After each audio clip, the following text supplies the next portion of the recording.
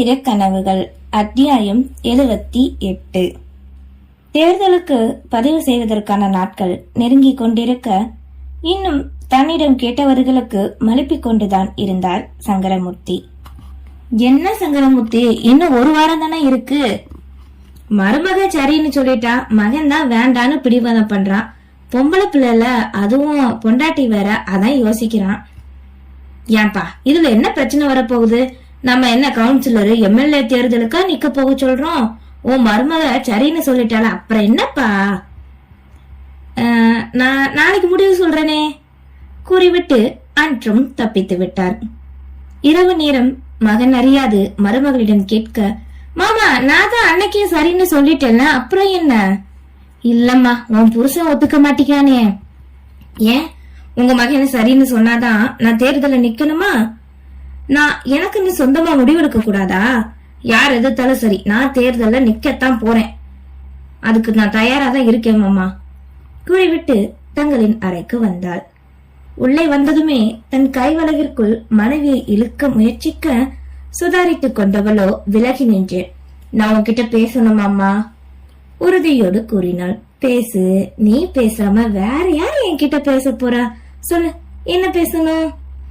என்கிட்ட வராத மாமா, அப்புறம் நான் பேச வந்ததே மறந்து போயிருவேன். மாமா கிட்ட நான் தேர்தல நிக்க கூடாதுன்னு ஏன் சொன்ன?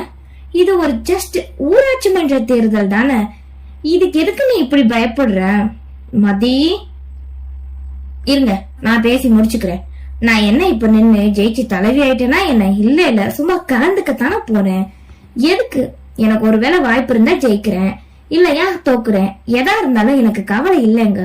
அப்படியே எனக்கு ஏதாவது பிரச்சனை வந்தாலும் வேண்டானே விலகி வர போறேன். எனக்கு ஏதாவதுன்னா துணையா நீ இருக்க மாட்டியா மாமா? நான் ஒண்ணு எதிர்பார்த்து அதை எதுக்குறேன்னா அது இதுதான் முத தடவை. எனக்கு எல்லா விஷயத்திலயும் நீ கூட துணையா தானே இருந்த மாமா. இப்ப மட்டும் ஏன் நீயும் விலகி என்னையும் விலக வைக்கிற? நம்ம குடும்பத்துக்கு நான் நல்ல பேர் வாங்கி தரணும்னு நினைக்கிறேன். எனக்கு இது பிடிச்சிருக்கு மாமா என்று கடைசியில் கண்ணீரோடு வினவ, கண்ணீரை கண்டதுமே சட்டென உள்ளமோ வாட உருகியவனோ தன்னோடு அணைத்துக் கொண்டான். போதுண்டி, உன்னோட அந்த டிராமா சகிக்க முடியல, நிறுத்திக்கோ. இப்ப என்ன, நீ ஊராட்சி மன்ற தலைவருக்கு நிக்கணும், அவ்வளவுதானே? சரி, நின்னுக்கோ. வேகமாய் விலகி அவனின் முகத்தை ஆசையோடு விலைகளில் புத்துணர்வு பெற்று காண நெற்றியோடு நெற்றி முட்டினான். நான் டிராமா பண்ணேன்னு எப்படி மாமா கண்டுபிடிச்ச? உன் மட்டமான பெர்ஃபார்மன்ஸ வச்சுதான் கண்டுபிடிச்சேன்.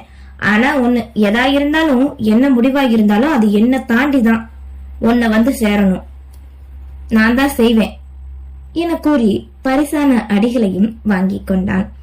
பின் கூறியது போன்றே ஊர்க்காரர்கள் அனைவரிடமும் சங்கரமூர்த்தி கூற, யாழ்மதி நம் ஊர் சார்பாக நிற்க போகிறாள் என்ற செய்தி அந்த ஊர் முழுவதும் பரவ ஆரம்பித்தது.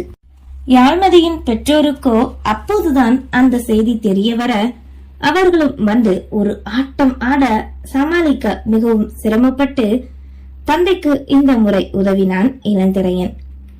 அத்த, மாமா, நான் இருக்கேன, நான் பாத்துக்கிறேன், நீங்க கவலைப்படாதீங்க.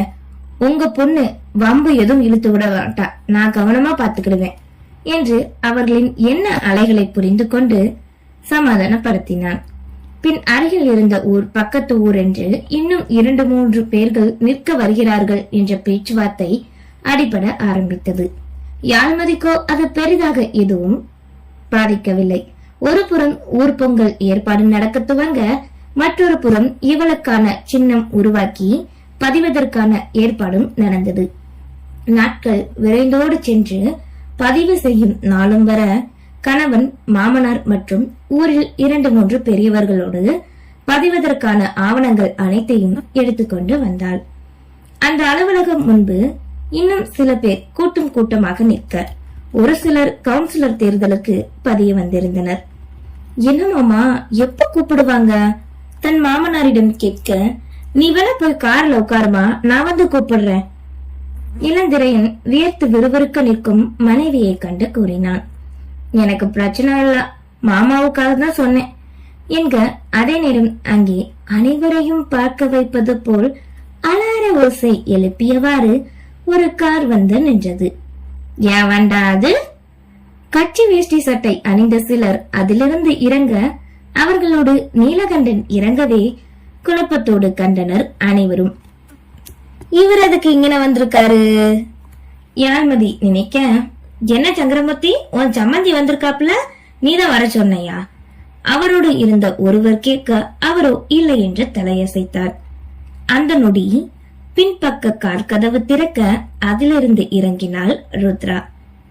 சென்னையிலிருந்து இங்கு எப்படி இவள் திடீரென வந்தாள்? யோசனையோடு ஜோடியாக நின்ற யாழ்மதியும் இளந்திரையிலும் அவளைத்தான் கண்டனர். அங்கிருந்த மற்றவர்களுக்கும் அதே சந்தேகம்தான், இந்த பெண் ஏன் திடீரென வந்திருக்கிறாள் என்று. வந்தவர்களோ ஒரு புறம் சென்று நின்றுவிட, அழகாக மடிப்பிட்ட கசங்காத காட்டன் புடவை, கையில் ஸ்மார்ட் வாட்ச், கழுத்திலோ ஒற்றை மெல்லிய செயின், அடிக்கும் வேலிலும் புது பூவாய் வந்து நின்ற ருத்ராவினை கண்ட யாழ்மதிக்கோ பொறுக்க முடியவில்லை. அதே நேரம் அவளின் பார்வையோ இவர்களின் மீதுதான். ஏளனமாகவும் மிதப்பாகவும் ஒரு பார்வையை வீசிவிட வேணுமென்றே ஏதோ செய்கிறாள் என்பது புரிந்தது. அதன் பின் ஒவ்வொருத்தராக முன்பதிவு செய்ய அழைக்க, ருத்ராவின் பெயர் சொல்லி அழைக்கும் போதுதான் புரிந்தது, அவளும் ஊராட்சி மன்ற தலைவர் போட்டிக்கு பதிவிட வந்திருப்பது. ரைட்டு, 7:30 ஆரம்பிச்சிருச்சு. எதுக்கு தான் இப்படி இருக்காளோ இவ? மனைவியின் காது இளந்துரையின் புலம்ப, யார் எப்படி இருந்தா நமக்கு என்ன? அவன் என்னை எதிர்கொள்ள கவனை கட்டிட்டு வந்திருக்கா. ஆனா இவ படிக்கிறாளா? இங்க எப்படி வந்தா? யோசனையோடு கணவனிடம் கேட்க, அவனுக்கும் அதே எண்ணம் தான். என்ன நீலகண்டா, நீ நிக்க போறன்னு சொல்லவே இல்ல? உன் சம்மந்தி வீட்டுல வர நிக்கிறாங்களே. பதிவு செய்துவிட்டு கத்தி என்ற சின்னத்தோடு வெளியே வந்த நீலகண்டனை பார்த்து ஒருவர் கேட்க, எவன் என்ன எனக்கு என்னையா? ஒரே வார்த்தையில் கூறிவிட்டு வந்தவர்களோடு மறுபடியும் சென்று விட்டார். அப்போதே ஜெயித்து விட்டது போன்று மிதப்பாக தந்தையோடு காரில் ஏறி சென்றாள் ருத்ரா. இப்போது யாழ்மதியை அழைக்க, அவளோ உள்ளே செல்ல தடுத்த இளந்திரையனோ, இந்த தேர்தல நீ நிக்கணுமா? ஏனோ உள்ளுக்குள் ஒரு தடுமாற்றம் நுழைய கடைசி நொடியிலும் கேட்டான். ஆமா, கண்டிப்பா. இவ்வளவு தூரம் வந்துட்டு என்னால பின்வாங்க முடியாது. என்னாச்சு உனக்கு? வாங்க மாமா, நம்ம போகலாம் கூறியவளோ முன்னே செல்ல, வேறு வழியின்றி அவனுமே பின்னே சென்றான். அவனுமே பதிவு செய்து பேனா என்ற சின்னத்தோடு வெளியேறி வந்தால், இனிதான் தங்களுக்கு வேலை இருக்கிறது. தாங்கள் நினைத்ததை விட இப்போது சிக்கல் பணபலம் கொண்ட நீலகண்டன் நிற்பது தான் என்பதை அவளுக்கு உணர்த்தினர். அவளுக்கோ இருந்தால் என்ன, பயம் என்பதே சிறு துளி கூட இல்லை. தலைவியாக வந்தால் உண்மையாக இருக்க வேண்டும். பாரபட்சமின்றி நேர்மையாக நடந்து இது நாள் வரை தவறாக இருந்தவர்களின் முகத்தினை கிழிக்க வேண்டும் என்ற எண்ணம் மட்டுமே. பதிவு செய்துவிட்டு காரில் சென்று கொண்டிருந்த தன் மகளிடம், இப்போ உனக்கு சந்தோஷமாடா கண்ணு? மென்மையாய் கேட்க, ஐ லவ் யூப்பா. என் ஆசையை நிறைவேற்றி வச்சதுக்கு எப்படியாவது தலைவியாகி அந்த யாழ்மதியை நான் ஜெயிக்கணும். அவளை இந்த ஊர் புகழ்ற எல்லாரும் பார்க்க முடியாது. அவளோட உங்களோட கௌரவத்தையும் மரியாதையும் பறிச்சவப்பாவ. என்னோட வாழ்க்கையை பறிச்சவ, என் மனசுக்கு கஷ்டத்தையும் வேதனையும் கொடுத்தவ. அவளை எப்படிப்பா நான் ஜெயிக்க விடுவேன்? விடுமா, பாத்துக்கலாம், நம்ம தான் ஜெயிப்போம். அப்ப இருக்கேண்டா உனக்கு. இங்க சந்தோஷமாக வெளிப்புறம் வேடிக்கை பார்த்தவளுக்கு யாழ்மதி இளந்திரையின் இருவரின் மீது தீராத வன்மம் நிறைந்திருந்தது. தான் இங்கே எப்படி இந்த நொடி வந்தோம் என்பதை நினைத்து பார்த்தாள். ஒரு வாரம் முன்பு கல்லூரி முடிந்து ஹாஸ்டலுக்கு வந்த ருத்ராவிற்கு அவளின் பள்ளி தோழி ஜனனியிடமிருந்து அழைப்பு வந்தது. ஹே ஜனனி, என்னடி திடீர்னு கூப்பிட்டிருக்க? ருத்ரா, உனக்கு ஒரு விஷயம் தெரியுமா? என் அப்பா இப்போதான் என் அண்ணன் கிட்ட பேசிக்கிட்டு இருந்தாரு. இந்த தடவை இங்க ஊராட்சி மன்ற தேர்தல் நடக்க போகுது. ஆமா, அது எல்லா இடத்துலயும் தானே நடக்க போகுது. ஃபீமேலுக்கு தான் முன்னுரிமை கொடுத்திருக்காங்களாமே. ஏன் நீ நிக்க போறியா? கிண்டலாக தோழியிடம் கேட்க, நான் நிக்கலடி. என் ஊர்ல யார் நிக்கிறாங்கன்னு தெரியுமா? மதியக்கா நிக்கிறாங்க. மதியா? அது யாரு? லூசு, நீ கல்யாணம் பண்ண இருந்த இள அண்ணனை கல்யாணம் பண்ண அந்த மதியக்கா தான். உன் வாழ்க்கையை பறிச்சாங்களே அவங்கதான். இப்ப இந்த ஊர் முழுக்க அவங்களோட பேச்சுதான். அப்படியே புகழ்ந்து தள்ளுறாங்க. ஓட்டு போடாமலே அவதான் நிச்சயம் ஜெயிப்பான்னு சொல்லிக்கிறாங்க. அவ என்னமோ எக்கட கெட்டு போனா எனக்கு என்னடி? எதுக்கு அவளை பத்தி இப்ப என்கிட்ட நீ பேசுற? நீதான் பழி வாங்கணும், நான் காயம்பட்ட வேதனைய அவளும் பட வைக்கணும், அவ சந்தோஷமா இருக்க கூடாதுன்னு என்கிட்ட புலம்பிக்கிட்டே இருந்தையே. இப்ப நீ மட்டும் இந்த தேர்தல நின்னு தோக்க வச்சிட்டா?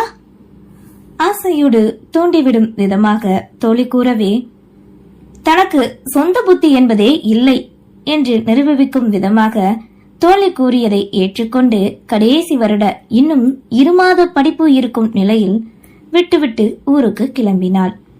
இங்கே திடீரென வீட்டுக்கு வந்து நின்ற மகளை இன்பமாய் நீலகண்டன் வள்ளியம்மாள் வரவேற்க வெடித்து சிதறும் குண்டினை தூக்கி வீசி எறிந்தாள் அவர்களின் செல்ல மகள் ருத்ரா.